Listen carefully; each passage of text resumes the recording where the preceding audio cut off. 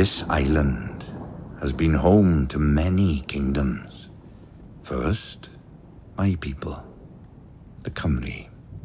Then came the Romans, the Vikings, the Angles and Saxons, the Flemish, the Normans. We spoke a dozen languages from a dozen nations.